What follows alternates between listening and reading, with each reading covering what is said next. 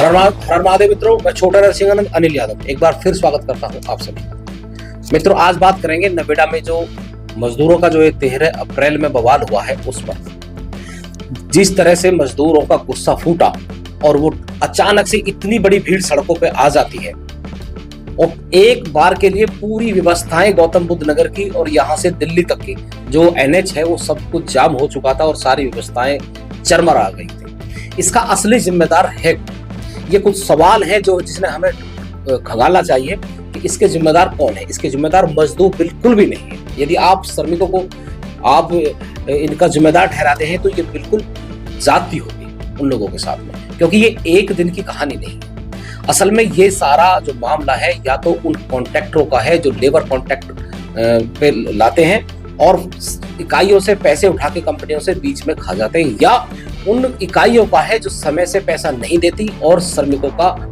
शोषण बहुत ऊंचे स्तर तक होता है। दूसरी बात, सारा जो फेलियर है ये सारा सिस्टम का है, स्थानीय प्रशासन का। इसमें पुलिस प्रशासन को भी आप कह सकते हो और जो शासन के नुमाइंदे हैं, ब्यूरोक्रेट्स हैं, उनका भी है।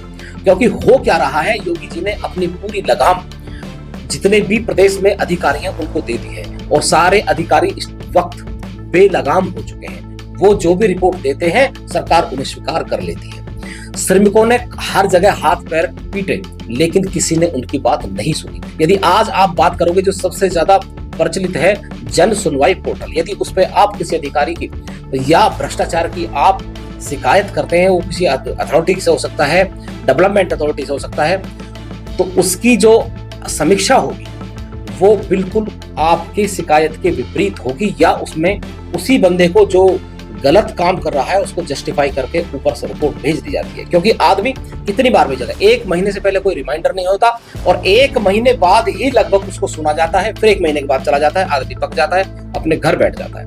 यही काम इन श्रमिकों के साथ हुआ। इन्होंने जहां भी रिपोर्ट करा, जहां भी बोला, इनकी किसी ने भी नहीं सुनी। क्योंकि हमारे यहाँ बहुत सारे श्रमिक विभाग अलग से है, किसी ने कुछ नहीं सुना। उसके बाद इनका गुस्सा फूटा और ये लोग सड़कों पे आ गए। अब बात करते हैं आगे की कि जो 300 लोग गिरफ्तार किए हुए हैं, यदि उन्हें जेल भेजा तो ये एक और बड़ा अन्याय मजदूरों के साथ होने वाला है। क्योंकि जो पुलिस प्रशासन अपना मुंह उजला करने के लिए बता रही है कि इन्होंने तोड़फोड़ के, देखो जब कोई भी इस तरह का प्रोटेस्ट होता है तो तोड़फोड़ होना एक लाजमी, और इन्होंने इनकी कोई इंटेंशन तोड़फोड़ करने की या आगजनी करने की नहीं थी। हाँ, जो भी तोड़फोड़ हुई है गलत हुआ है, मैंने जस्टिफाई नहीं करा, इन्होंने ठीक किया है, लेकिन जो भी तोड़फोड़ हुई है इसका जो भी हर्जाना है उन कॉन्ट्रैक्टरों के ऊपर, उन इकाइयों के ऊपर रखना चाहिए जिन्होंने इनका शोषण किया है और वास्तव में इनके साथ न्याय नहीं किया है।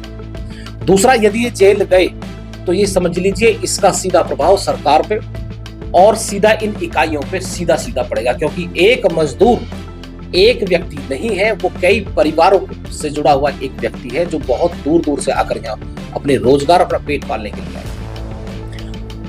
स्थानीय प्रशासन जो अब इस तरह की जो बातें कर रहा है वो केवल अपने आप को बचाने के लिए और सरकार को जस्टिफाई करने के लिए कर रहा है।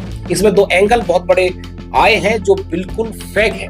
एक तो ये कि पाकिस्तानी हैंडलर्स में इसमें हाथ मिला है, पाकिस्तान का इसमें हाथ है, पाकिस्तान का इसमें पैर है।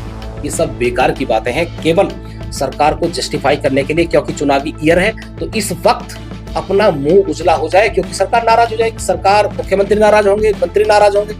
इसलिए सारे अधिकारियों ने एक नई कहानी, मनगढ़ंत कहानी लगा दी है कि इसमें पाकिस्तान का हाथ है। अब जो भी बात होगी उसमें पाकिस्तान आ जाएगा।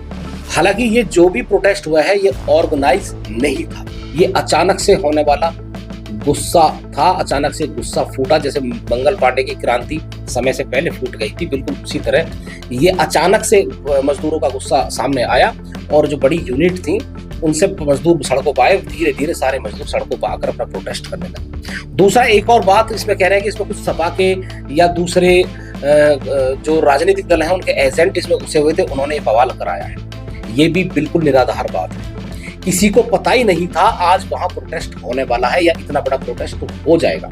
और यदि बात सपा की करें, सपा के एजेंट की करें, मैं सपा को भी जस्टिफाई नहीं करूंगा, लेकिन वहां एक बहुत बड़ी इकाई यूफ्लेक्स सीधे अखिलेश यादव के मित्र की है, उसको बहुत बड़ी तादाद में फोर्स लगाकर उसे बचाया जाता है। उसका एक भी कंकर, एक भी पत्थर उस इकाई के ऊपर, उस फैक्ट्री के ऊपर, उस प्लांट के ऊपर नहीं डाला जाता।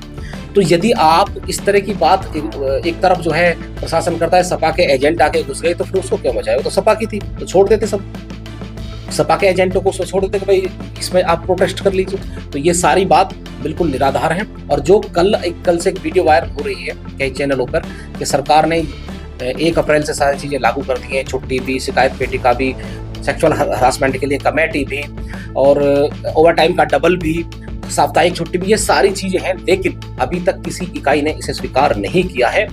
तो मेरा सरकार से भी अनुरोध है और प्रशासन से भी, जब तक ये इकाइयां इसे स्वीकार नहीं करेंगी तब तक मजदूरों को न्याय नहीं मिलेगा।